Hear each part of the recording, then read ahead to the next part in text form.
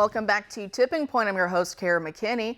Our government is at war with its own citizens. Journalist Sam Shoemate claims to have picture evidence of a slideshow presentation done at Fort Liberty in North Carolina, which used to be called Fort Bragg. Notice how that name change, which happened about 2 years ago to destroy the memory of Confederate General Braxton Bragg, is part of a larger push by the left to completely unmoor us from our history and culture, thereby making us more amenable to their year zero leftist ideologies. So in this presentation, which Shoemate claims was part of an anti-terrorism briefing, pro-life groups were singled out as being akin to terrorist organizations. Shoemate writes, quote, "The slide you see here followed right after a slide about ISIS, a terror group in the Middle East. The organizations labeled by the Army as terror organizations include National Right to Life and Operation Rescue. They also included a screenshot of a license plate with I'm for it, which is a plate many pro-life citizens put on their car, which implies normal citizens are terrorists if they display this plate." The slide goes on to mention activities which these organizations participate in, which include being pro-life, opposing Roe v. Wade, demonstrating and protesting a First Amendment protected right, truth displays, and picketing. They also falsely attribute the bombing of abortion clinics to National Right to Life.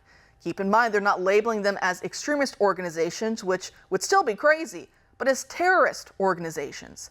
The military and Department of Defense are insanely out of control. Service members are being indoctrinated to view pro-life groups as the enemy, end quote. And funny enough, did you guys catch that Roe versus Wade was spelled wrong on the slideshow? It was spelled R-O-W instead of R-O-E. Real geniuses we're dealing with here. Wait until they find out that Jane Roe, Norma McCorvey, never actually ended up aborting the baby at the center of that Supreme Court case, and that McCorvey ended up becoming a Christian and pro-life advocate afterward. Does that make her a terrorist too? She was arrested twice in 2009, after all, for protesting against abortion at both an Obama speaking event and at Sonia Sotomayor's Supreme Court confirmation hearing. Or did her deathbed disavowal of parts of the movement make her not a terrorist anymore? Have you noticed that the same military which fights wars abroad against our national interests under the guise of making the world safe for democracy hates anything like democracy being applied here at home? And yes, I know we were founded as a constitutional republic, but that's been watered down over the intervening decades into mob rule.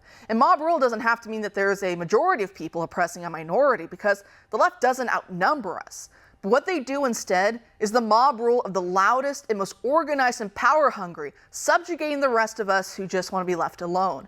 Which is why that old slogan of just wanting to be left alone isn't going to cut in this current political arena. Joining us now to discuss all this and more is Dr. Abby Johnson, the founder and CEO of Pro-Love Ministries. Dr. Johnson, thanks for being back tonight. Of course. Thanks, Kara. Great. So I guess that slideshow isn't all that surprising, given how the Biden regime is busy locking up pro-lifers and mocking some of them with the risk of dying behind bars as political prisoners. Yeah, no, not surprising. I think anyone who consistently presents the truth in public is not just considered extremist, but is considered a terrorist to our current DOJ and the Biden administration. And I mean, I don't know. I would say that it's almost an honor to be considered a part of that list. However, we do see what's happening to pro-lifers and other people that were there on January 6th. A lot of innocent people who are now behind prison, being put in solitary confinement. Because what? Because they wanted to save babies, because they want to save our country, because they want us to actually have a democracy. I mean, that's their crime. No, you're exactly right. And I know there's been an update, Fort Liberty responding. So I guess they did verify this is a real picture that was taken. It is a presentation that happened, but they claim that it didn't go through the proper approval process. And so they're disavowing what was actually said on this slideshow, trying to say that they didn't really know what was going on. They don't speak for the Army, whoever this presenter was, but that still means that some higher up on base who has enough pull to create a whole anti-terrorism briefing thinks this way. And I think that is scary enough. But, you know, we understand what the left is doing. The left controls everything right now.